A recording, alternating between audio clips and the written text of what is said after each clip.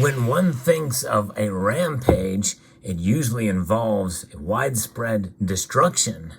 However, in this case, it might be the widespread destruction of low gold prices.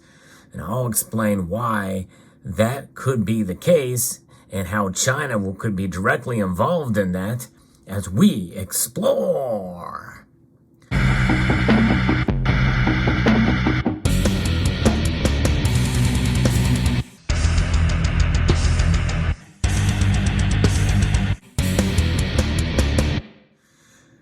China is on its way back, at least according to their state-run media.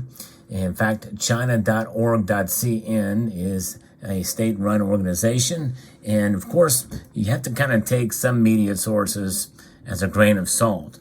But I've been perusing around through their Twitter account from this organization and to talking about spurring the economy and ending shutdowns, reopening up their airports to tourism and all sorts of different things. Lots of positive stuff there with regards to China coming back in to the global economic sphere. But nonetheless, with that being said, what does this mean for the rest of the world? Well, typically it means supply chains will come back together because a lot of the world depends on China for goods and services. Especially goods. A lot of it are manufactured in China. And I think that's a bad thing. I think at the expense of low prices, we've kind of empowered China. Ever since 1972, when Nixon met with the Chinese and kind of opened them up to the West and into and they've kind of used a lot of that kind of against us in many cases. I'm seeing a lot of farmed lands in the West, especially in Canada and in the United States, farmland being bought out by Chinese firms and a lot of manufacturing, a lot of interest in Africa and other places. But nonetheless, this also is boding well for gold. In fact, you track and can how much gold is being picked up by China. It's amazing to see how they have been really relatively steady with gold, their gold holdings for quite a number of years. And then, of course, the pandemic hit and no new gold buying. But here in recent months, they've really picked up in adding to their gold reserves. And that is something to see, really remarkable to see what's happening. And there was a time where they weren't importing much gold, but in December, they've really picked up. Well, the Chinese news service here, as I mentioned before, they have just reported that China's gold reserves rose in January. Now, I just did a video not long ago about how to watch central banks. I encourage you to check that video out, that we should be watching what these central banks do with regards to gold in 2023. And right now, we are seeing our first real sign, our first message from one of the biggest central banks in China. And they are indeed adding more gold and have added more gold in the first month of the year, in January. The report says that China's gold reserves rose to 65.2 million ounces at the end of January, which was up 480,000 ounces from the end of December of 2022, according to the State Administration of Foreign Exchange. And that showed that. That's remarkable. That's pretty amazing news. It's just a small little blurb here that talks about it. And there's only one other sentence that's talked about in this thing, and I'll get to that in a moment, because that's kind of shocking in a way, in reality, to think about what China is doing with not just gold, but I'll get to that in a moment. But if you enjoy videos like this where I talk about the news with regards to precious metals and gold and silver, I hope you will consider pressing that thumbs up button down below and subscribing to the channel if you haven't done so already. There's a lot of activity with gold that's happening in the markets these days, and a lot of it can have an effect on the price in due course. We talk about the day-to-day move of gold's price with the dollar index and other factors, but mainly with interest rates and the things that can affect the dollar strength. where the dollar strength could very much be challenged by what China is doing, by not only strengthening the yuan, the renminbi. A lot of people feel like that there's going to be exchanges done buying oil with that and tying it to gold at some point in time, or that gold could very much be a standard that some of these BRICS nations will do. And the largest letter in that whole acronym is C, China. China's the second largest economy in the world, and they are a force to be reckoned with in that regard. If they're opening up from COVID, from major lockdowns, that's going to have an impact.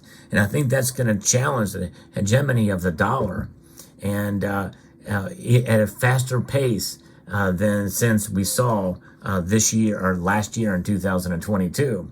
And that could bode well for gold in general. So that's why it's a rampage, because the destruction very well could be the beginning of quite a bit of an actual challenge to the dollar. And that is something that people are, well, the West is certainly nervous about, the United States in particular. And I think that's one reason why they're probably angling, especially with trying to strengthen the dollar as much as they can to compete with some of these other currencies that are out there. We'll see what happens. It's very fascinating. But with that being said, notwithstanding about what we just talked about, what China's doing, this next thing I'm about to share with you is kind of mind-blowing. China's foreign exchange reserves rose 3.1845 trillion US dollars at the end of January, up 1.82% from a month earlier, according to the data. Now, that's the value of the exchange reserves. I wonder how much of that is in US dollars. My guess is probably a lot of it is, or maybe even all of it. I don't know. It's not broken down, and I'll look through this Twitter service here that they have, and I'm not seeing anything in there that gives us anything more about it. Usually these tweets don't provide much more information that link back to another story, but I'm not seeing anything in here that's just prior to the date or just after the date of where that is. But it is something else. And again, take it to some extent as a grain of salt, as far as the validity of some of this stuff. But nonetheless, I believe some of it can be verified and will be verified with the it'll be verified with the World Gold Council, their holdings. I will say that just a day ago, from the recording of this video, there was a tweet that says bullish on China's head start in economic recovery in 2023. Global investors are lining up for yuan-denominated assets.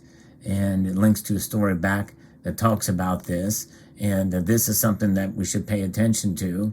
The China index rose nearly 12% last month, while Morgan Stanley reiterated its recommendation on investing in Chinese equities.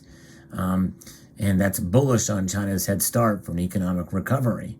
Market data shows net overseas capital inflow into shares traded at the Shenzhen and Shanghai bourses hit a single month record of 131.14 billion yuan, more than the whole of 2022.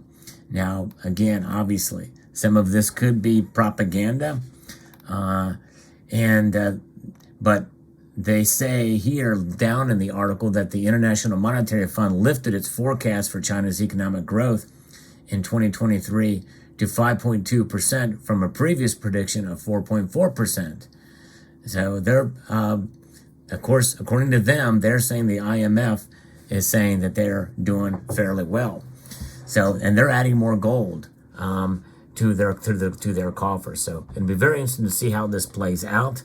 But nonetheless, what does this mean? If China is adding more gold, well over 2,000 tons total anyway, metric tons, and they're adding more and more for the last 3 months here, I think that tells us something that we very well could be seeing yet another record year of central bank gold buying, and China very well could be one of those countries that adds more than any other country. There would be, if they were to do that, and they beat what Turkey did last year I think that would be a pretty amazing thing and could very much help lead to gold breaking an all-time record again in 2023. I'm going to link back to that video I posted, which is so important for everybody to watch, because I think it's amazing and something that we should pay attention to do what these central banks are doing. I know I am, and I'll report it to you here on this channel if you'll watch. So I'd like to extend a multitude of gratitude to all of you for taking the time to watch this video, and to encourage you to please rate, share, comment, and subscribe.